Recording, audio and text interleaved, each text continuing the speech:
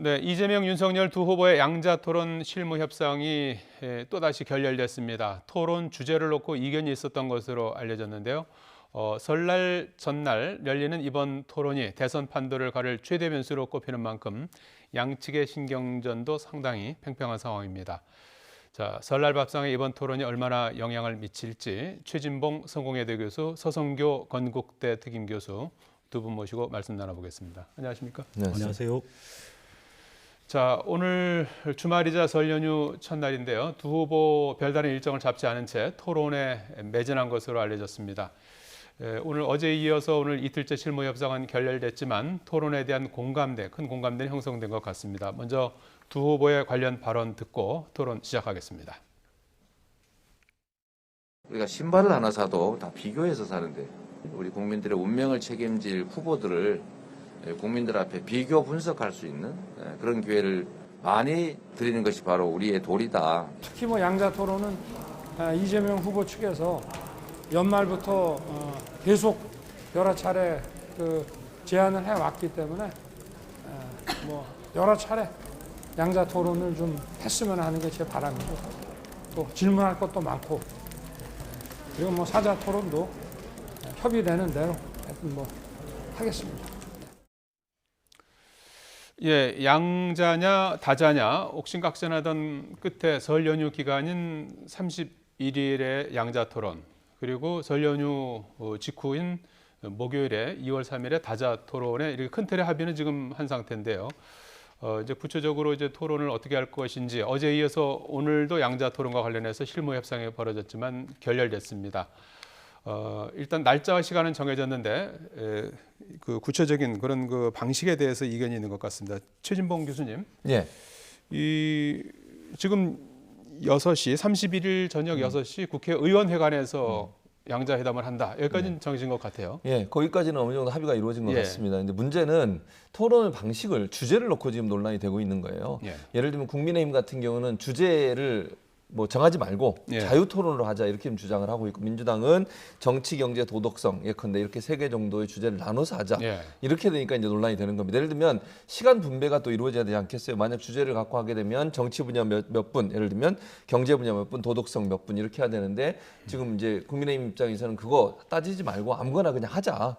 그냥 두 사람이 앉아서 자유토론 방식으로 토론하자 이렇게 지금 주장을 하고 있거든요. 이러다 보니까 서로 이제 충돌하는 부분이 있는 것 같아요.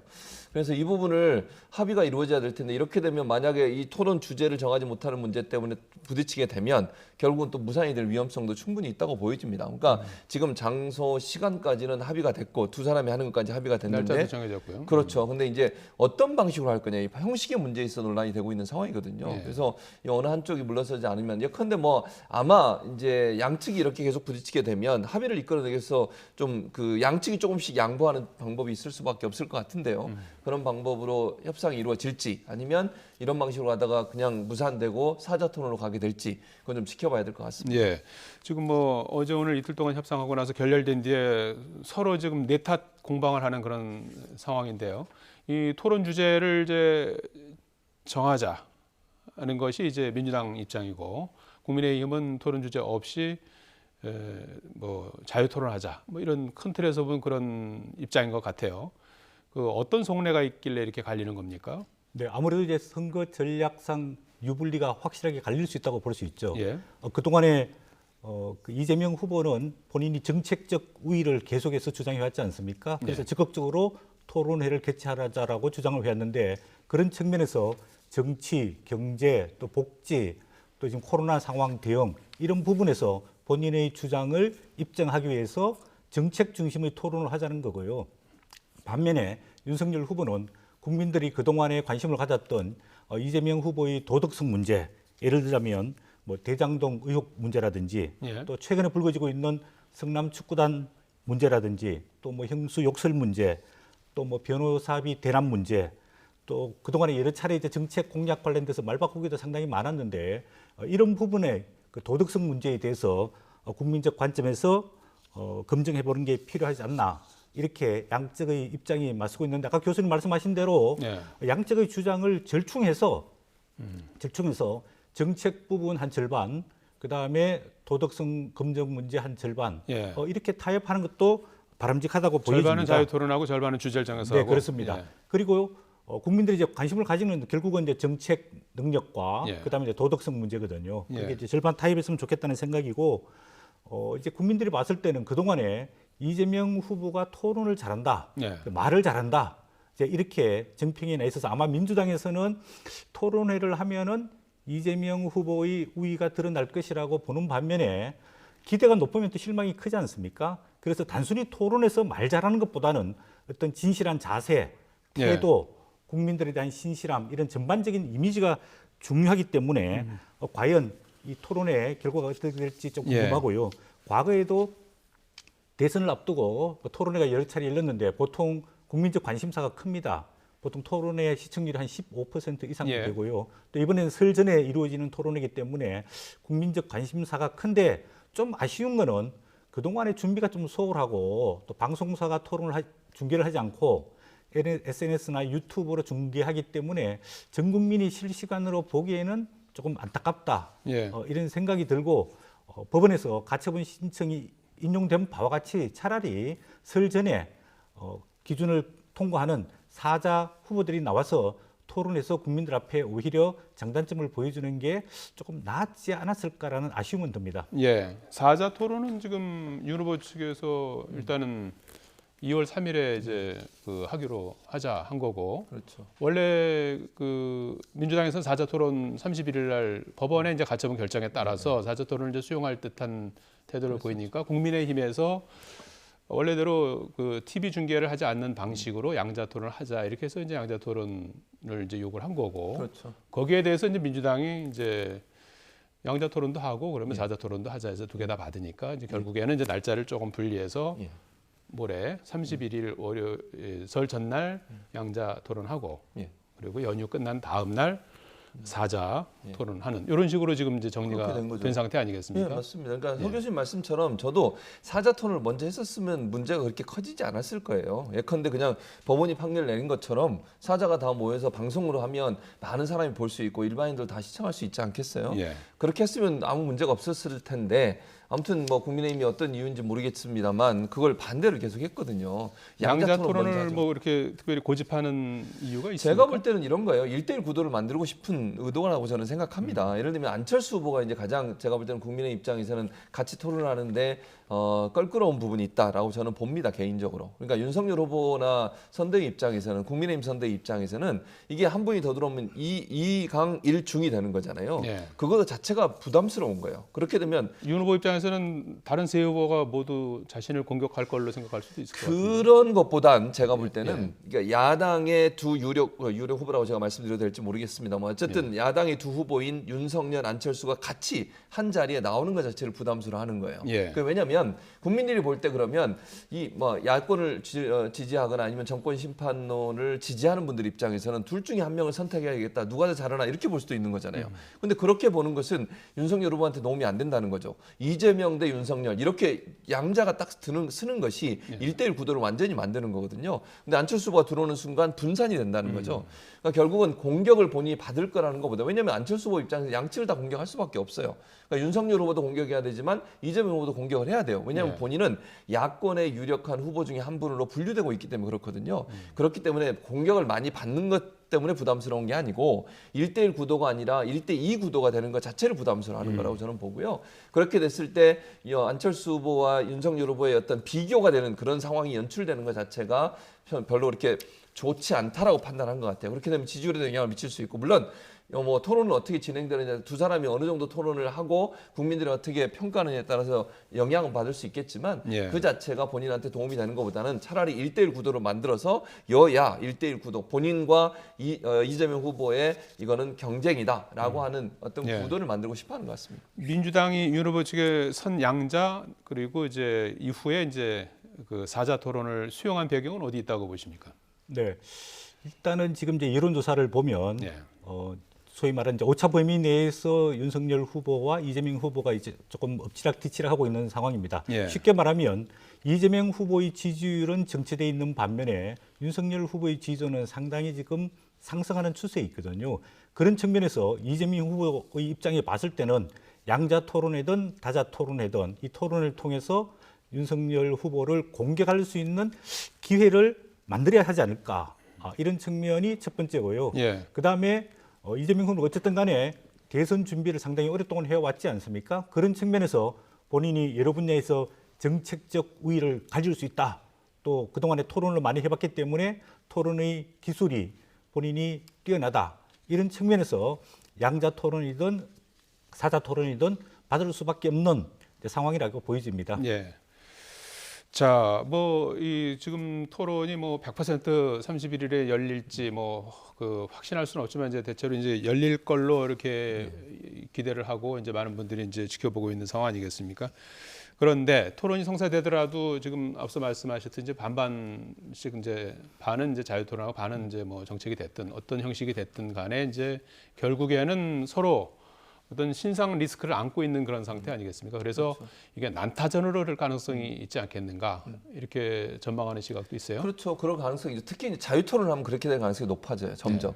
왜냐하면 주제를 정하지 않고 시간을 예를 들면 2시간 동안 자유롭게 토론하세요 하면요. 그 얘기밖에 안 나올 거라는 거죠. 그게 우려되는 부분이라는 거예요. 그러면 국민들이 토론을 통해서 듣고 싶어 하는 게 뭐겠습니까? 물론 도덕성 검증도 해야 되겠죠.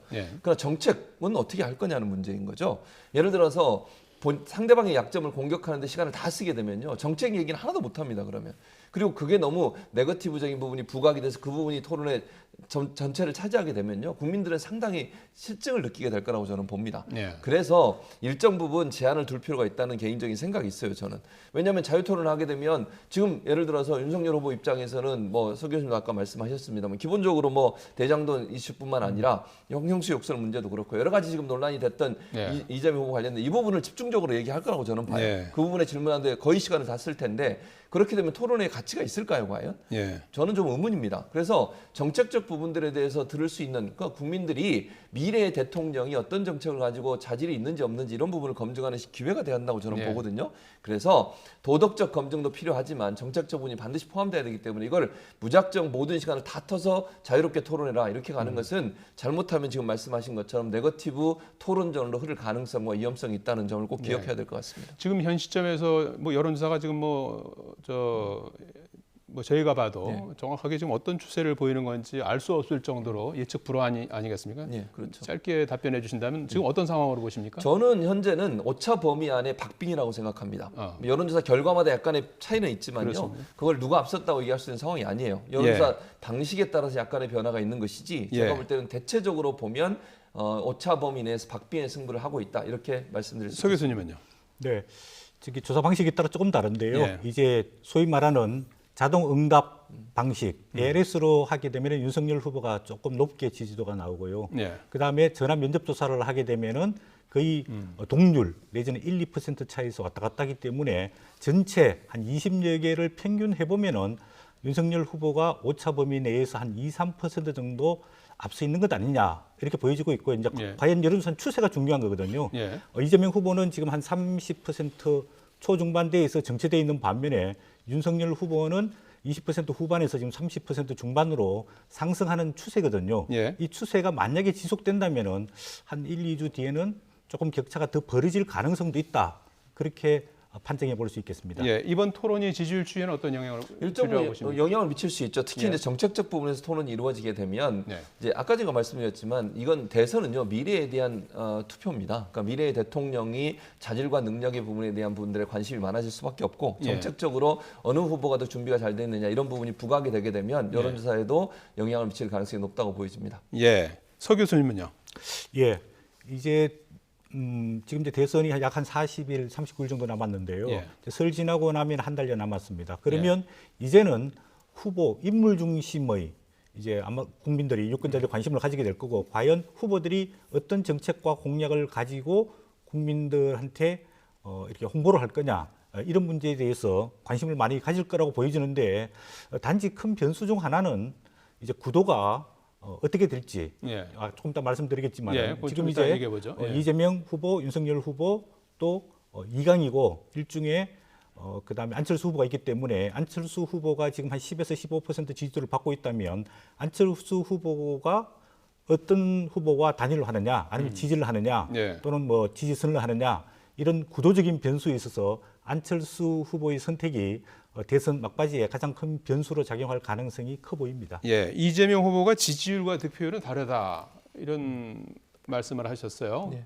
무슨 뜻입니까? 결국 최종적인 득표율하고 뭐 지금에 다를 수 나오고 있다는 있는 거죠. 지지율과 그 얘기입니까? 예, 그런 얘기죠. 예. 그러니까 지금의 지지율이 그대로 득표율에 동일하게 나올 가능성도 있지만 그렇지 예. 않을 가능성도 있다는 얘기예요. 이게 무슨 말이냐면 여론조사라고 하는 것이 표본을 전체 인구에 이제 뭐 1,000명이든 많게는 3,000명 정도 하잖아요. 전국에 있는 우리나라 전국의 투표권을 갖고 있는 분들의 그 퍼센트라고 아주 미미한 정도입니다. 물론 대표성을 잘 따지기 위해서 노력을 많이 하고 있습니다. 여론조사 기관들이. 예. 그러나 그 모든 것이 반드시 그대로 나올 가능성이 없을 수도 있다는 거죠. 그래서 여기에 일희일비하는 것은 상당히 위험할 수 있다. 왜냐하면 지지율이 좀 높아진다고 해서 자만해가지고 겸손하지 않게 선거에 임했다가 필패할 수 있거든요. 그런 점을 지적한 거라고 저는 보여지고요. 예. 그러니까 결국은 적극적으로 본인의 의사를 여론조사 기관에 표현하지 않거나 아니면 여론조사에 응하지 않는 분들이 투표장에 나와서 행사할 때는 본인이 원하는 사람을 투표하게 되고 그것이 결국은 여론조사 전체 내용과 약간의 다른 결과를 가져올 수도 있다는 지적을 한 것입니다. 예, 지금 조금 전에 서성규 교수님은 안철수 후보의 이제 변수, 이제 단일화 변수죠. 말씀을 하시면서 여권과의 어떤 단일화 가능성도 열어두신 것 같아요. 그 가능성까지 염두에 두셔서 예. 안철수 후보의 단일화 가능성 어느 쪽으로 어떤 가능성이 있다고 보십니까? 가능성으로 보면 제가 볼 때는 야당과의 단일화 가능성이 높죠. 예. 왜냐하면 기본적으로 안철수 후보가 갖고 있는 지금의 어떤 뭐 정치적 정체성이랄까요? 아이덴티티를 본다고 하면 보수적 성향이 좀 더 강하다고 볼 수 있을 겁니다. 예. 그래서 민주당과의 단일화보다는 아무래도 국민의힘과의 단일화에 더 염두를 두고 있을 걸로 보여지고요. 유권자들 입장에서도 사실 안철수 후보를 야권 후보로 보겠습니까? 여권 후보로 보겠습니까? 제가 볼 때는 야권 후보로 보는 경향이 더 많다고 보여지고요. 예. 그리고 윤석열 후보와 안철수 후보의 지지율의 변화를 보면요. 두 분의 지지율이 연결돼 있는 걸 볼 수 있어요.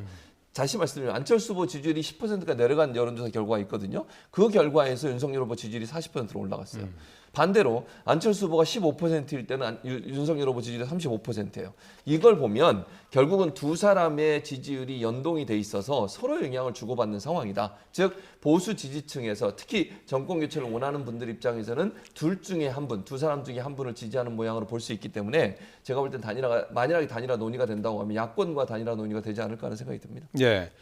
이준석 대표는 어찌 보면 좀 단호해요. 설 전이 마지노선이다.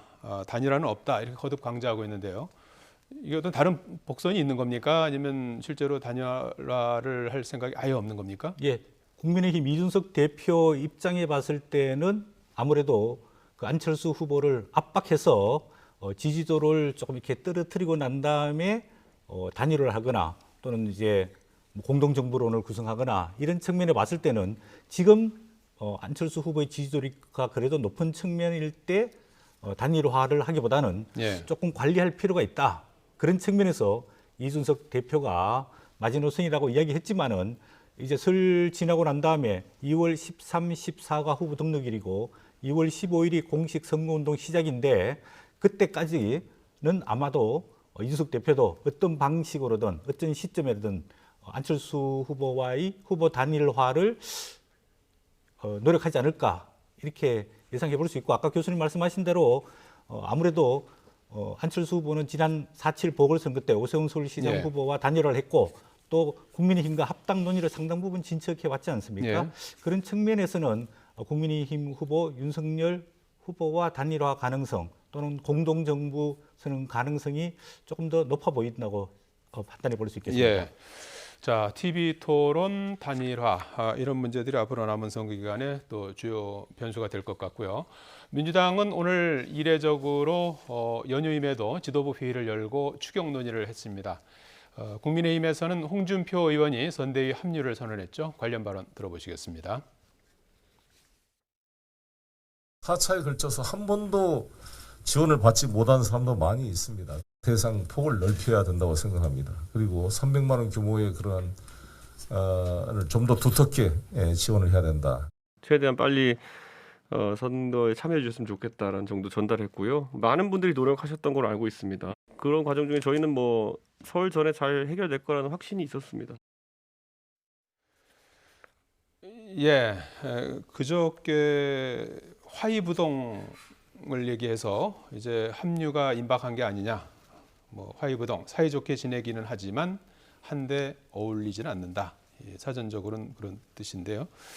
오늘 선대본부 상임 고문직을 이제 수락을 했어요. 지난번 열흘 전에 윤 후보와의 회동에서 전략 공천 얘기하고 또 저가 관련해서 이제 엄중 처리하겠다 이런 선언을 해달라는 그런 그런 내용들이 이제 공개되면서 그 동안에 약간의 갈등이 있었는데 결국 원팀 선언을 하지 않았습니까? 그 배경 어떻게 보십니까? 네, 이제는 거의 뭐 이제 시간이 촉박했지 않나 이런 생각이 듭니다. 대선을 거의 이제 한 달여 앞두고 있는데 정권 교체라는 이런 시대 정신에 본인이 동참하지 않게 되면은 나중에 본인이 이제 외톨이가 될 가능성이 상당히 많거든요. 예. 그런 측면에서 1월 19일 날 윤석열 후보가 회동 이후에 약간 갈등과 마찰이 있었지만은 본인의 입장에서는 힘든 결정을 해야 될 시점에 결정을 잘 했다라고 일단 판정이 들고 그런 측면에서 이제 국민의힘이 경선했던 이제 후보 중에 한 명인 홍준표 후보를 이제 원팀으로 구성을 했고 그 다음에 이제 남아 있는 유승민 전 후보까지 만약에 이제 한 팀으로 참여하게 되면은 상당히 더 탄력을 받지 않을까 싶고 특히 이제 홍준표 대표는 그 의원은 그 매서운 공격력이 있지 않습니까? 그렇기 때문에 이재명 그 민주당 후보에 대해서 상당히 좀 공격적인 측면에 나설 때 국민의힘에는 상당히 좀 도움이 되지 않을까 보여지고 있고요. 빨리 이제 유승민 후보도 동참을 해서 네. 유승민 후보가 갖고 있는 개혁적 정치 성향을 공약이나 정책에 반영하게 되면은 아무래도 국민의힘이 원팀이 되고 난 이후에 그다음에 안철수 후보와 후보 단일화를 매끄럽게 순조롭게 갈 수 있지 않을까 그렇게 보여집니다. 예. 홍 의원은 한때 이 짧은 기간에 윤 후보를 향해서 얼굴은 두껍고 마음은 검다 이렇게 해서 약간의 그 공격도 하지 않았습니까? 결국엔 이제 선대위에 합류했는데 화학적인 결합까지 이루어질 걸로 보십니까? 아니면 내부의 갈등이 계속해서 좀 이어질까요? 저는 그러니까 갈등을 불러일으키질 않겠지만 네. 화학적 결합은 어렵다고 저는 생각해요 개인적으로. 그러니까 홍준표 전 대표 입장에서는 지금 만약에 합류를 안 하게 되면 본인의 정치적인 여러 가지 역경들이나 이런 부분들에 어려움이 있을 수밖에 없어요. 왜냐하면 이제 만약에 대선이 끝나고 나서 그 다음에 어떻게 할 겁니까? 만약에 대선이 끝나고 났는데 이기든 지든 이기게 되면 본인은 그럼 어떻게 되겠어요? 외톨이가 될 수밖에 없어요. 반대로 얘기해서 지게 되면 책임은 또 누구한테 묻겠습니까? 홍준표 전 대표한테 책임을 묻지 않겠습니까? 네. 아니 그렇게 밖에서 열심히 안 도와줘서 이런 일이 발생했다. 이러면 이제 비난의 화살이 쏟아질 수밖에 없어요. 이름이라도 올려놔야 나중에 비난을 면할 수 있고 본인한테 책임이 돌아오는 것을 어느 정도 면할 수 있는 기회가 된다는 점. 두 번째는 지금 이제 지자체 선거가 6월에 있지 않습니까? 이건 이제 일부에 나오는 얘기입니다. 뭐 홍준표 전 대표가 그렇게 말씀하신 건 아니고요. 예. 일부에서는 홍준표 전 대표께서 대구에 출마한다는 대구시장에 출마한다는 얘기가 있습니다. 이건 뭐 그렇게 하실지 안 하실지 모르겠어요. 만약 그게 생각이 있으시다고 하면 지금 이 상황에서 만약에 선거에 도움이 주지 않는 경우에 어떤 일이 벌어지겠습니까? 그게 가능하겠습니까? 예컨대 이런 여러 가지 문제가 저는 복합적으로 저는 작용했다고 봐요. 홍준표 전 대표 입장에서는 어쩔 수 없이 들어갈 수밖에 없다. 그러나 그것이 정말 마음이 정말 윤석열 후보를 도와주고 선대위에 들어가서 역시 열심히 일하겠다 이런 마음보다는 정치적인 여러 가지 생각과 계산 이런 부분들이 작용을 해서 선대위 상임고문의 직을 수락한 것이 아닌가 하는 생각이 들고요. 마음은 편치 않지만 그럼에도 불구하고 본인의 정치적인 미래에 대해서 여러 가지 생각을 해서 이런 결단을 한 게 아닌가 이렇게 생각을 합니다. 앞서도 잠시 언급을 해드렸습니다만은 이제 민주당은 오늘 이례적으로 당 지도부 회의를 열고 추경안 그 확대를 논의했어요. 지금 14조로 해서 국무회의에서 이제 의결까지 된 상태고 국회로 지금 넘어온 상태 아니겠습니까? 이거를 2월 초까지 더 늘리겠다. 이 14조보다 더 이제 금액을 이제 증액시키겠다. 이제 이런 방향인 것 같아요. 설 민심을 좀 의식한 걸까요? 예, 민주당 이재명 후보가 그동안에 추경 한 35조가 필요하다 이렇게 계속 주장해왔지 않습니까? 예. 그런 측면에서 추석 명절을 앞두고 민주당이 오늘 주말 최고회의를 개최해서 14조 원의 그 제출된 추경안을 35조로 확대하겠다.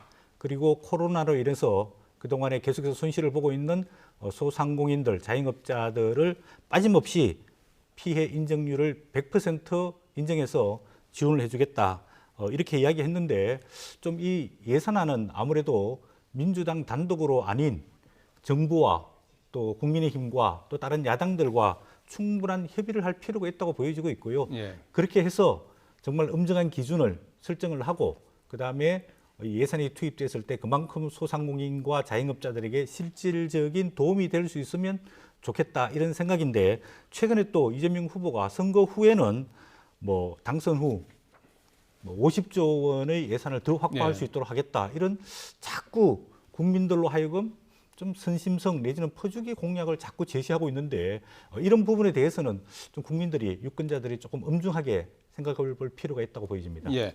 뭐 이 추경 확대는 사실 저 기재부에서 반대하고 있는 그런 상황인데 저 민주당 단독 처리도 가능할까요? 제가 볼 때는 민주당 단독 처리보다는 예. 여야가 합의해서 처리할 가능성이 있다고 봐요. 예. 다만 증액에 대해서는 논의가 가능하다고 저는 봅니다. 지금 현재 국민의힘 입장에서도 반대하는 입장은 아니라고 봐요. 예를 들면 14조 원이 국민의힘도 부족하다고 생각하고 있고 예. 윤석열 후보는 만약에 본인이 정권을 잡으면 50조 하겠다고 그랬습니다. 추경. 이미 이렇게 약속을 한 거 아닙니까? 예. 본인이 대통령이 되면 물론 전제 조건이 대통령이 되면이지만요. 어쨌든 그런 상황에서 만약 지금 상황에서 민주당이 이렇게 추경을 더 편성하자라고 얘기하는데 국민의힘이 반대를 할까? 저는 개인적으로 안 할 거라고 개인적으로 생각하기 때문에 예. 이게 민주당 단독이 아니라 여야 협의를 통해서 이루어질 가능성이 있고 만약에 국민의힘이 반대를 하게 되면 그건 이제 국민들이 심판할 문제라고 저는 보고요. 어쨌든 민주당 입장에서는 14조는 부족하다. 왜냐 소상공인 자영업자들이 지금 하루하루 거의 뭐 경각에 달려있는 목숨이 경각에 달려있는 듯한 그런 삶을 살고 있습니다. 이런 예. 상황에서 정부나 국회가 제대로 역할을 못한다고 하면 국민의 아픔을 함께하지 못하는 그런 예. 정치권의 모습이기 때문에 비판을 받을 수가 없어서 제가 볼 때는 논의가 시작될 것으로 예상이 됩니다. 예, 후보들의 그 동선 잠깐 좀 살펴보도록 하죠. 호남구에가 지금 상당히 치열한 상황 아니겠습니까? 윤석열 후보가 손편지를 쓴 데 이어서 이재명 후보는 그저께 일정을 변경하면서까지 광주로 갔어요. 두 후보가 지금 이렇게 지금 호남 잡기에 힘을 쏟는 이유는 어디 있다고 보십니까? 네, 이제 서로 상반된 입장이라고 볼 수 있는데요. 이재명 후보는 이제 호남이 텃밭인데 지금 이제 지지도가 한 60% 정도밖에 나고 있지 않습니다. 과거 여권 대선 후보들이 호남에서 거의 90% 이상의 지지를 받았는데 조금 더 텃밭에서 지지도를 더 올려야 되겠다. 즉 집토끼를 좀 더 잡아야 되겠다. 이런 측면에서 호남을 광주를 찾게 된 거고요. 그다음 윤석열 국민의힘 후보 입장에 봤을 때는 조금 호남에서 적극적인 이제 공세적으로 지지를 획득하게 되면은 본인이 집토끼가 아닌 산토끼 플러스를 더 할 수 있기 때문에 적극적으로 구애하고 있는 것으로 보여집니다. 특히 이제 호남도 과거 뭐 4, 5, 60 세대와 달리 2030 세대들은 굉장히 이제 합리적인 세대이기 때문에 특히 2030 세대들을 겨냥한 호남 행보 저는 뭐 이런 게 적극적이고 필요하다고 보여지고 있는데 과연 후보들이 선거 득표뿐만 아니라 정말 그 지역 발전과 또 국민 대통합을 위해 가지고 좀 큰 정치하는 측면에서 이렇게 행보를 해줬으면 좋겠다. 뭐 이런 약간 기대상은 있습니다. 예. 이준석 대표가 이재명 후보를 향해서 지역 감정을 끌어들이는 뭐 정치인이다 이렇게 이제 강도 높게 비판했고 이재명 후보는 이제 반대로 이제 극우 포퓰리즘이다라고 이제 맞받아쳤어요. 이런 그 지역을 놓고 하는 어떤 것들 과거에도 이제 종종 있었던 상황인 것 같긴 한데 이 부분은 어떻게 보고 계십니까? 그러니까 이런 거죠. 이재명 후보가 이제 광주에 내려가서 발언한 내용 가지고 문제를 삼는 건데요. 예. 발언한 내용은 이렇습니다. 박정희 전 대통령 시기에 투자를 경기도에 더 많이 하고 전라도에는 적게 해서 경제적인 편차가 있게 만들었고 여러 가지 SOC 산업 같은 경우에도 당시를 얘기하는 겁니다. 박정희 정권 당시에 그 당시에는 경상도에 더 많은 투자가 있었던 건 사실로 확인된 내용이에요. 네. 그거 자체를 부인할 거라고 저는 보지 않습니다. 그 얘기를 하면서 광주를 좀 더 발전시키고 지역 균형 발전을 이루겠다 하는 것이 이제 이재명 후보의 주장이었는데 그걸 가지고 이제 지역 감정이다 얘기하면서 공격을 하기 시작하는데요. 저는 이준석 대표가 너무 지나친 표현을 많이 했다고 생각해요. 정신 나간 정치인 뭐 이런 표현을 쓰고 이러는데 물론 본인의 트레이드 마크가 그렇게 강력하고 뭐 좋게 얘기하면 강력한 거고 뭐 다르게 얘기하면 좀 더 심한 말들을 자꾸 하면서 인식을 높여가고 상대방을 공격하는 그런 전략을 쓰고 있는 건데 이게 과연 국민들한테 어필이 될까 저는 그런 생각이 듭니다. 예. 비판을 할 수 있지만 그 비판이 일반적으로 사람들이 받아들이기 어려운 정도의 과도한 비판이라고 하면 그 비판이 도리어 본인한테 돌아올 수 있다는 것도 생각하셔야 한다고 생각이 들고요. 뭐 이재명 후보의 기본적인 생각은 지역 균형 발전을 위해서 어느 지역도 어떤 그 차별을 받지 않는 그런 발전적인 어떤 형태의 지역균형 발전을 하겠다는 의도에서 했다는 말씀을 드리고 싶습니다. 예. 자, 39일 앞으로 다가온 대선 여전히 판세를 예측하기 어려운 상황입니다. 결국 앞으로 벌어지는 여러 가지 변수들에 대해서 어떻게 대응하느냐에 따라서 승패가 좌우될 것 같습니다. 최진봉 성공회대 교수, 서성교 건국대 특임 교수 두 분께서 수고해 주셨습니다. 고맙습니다.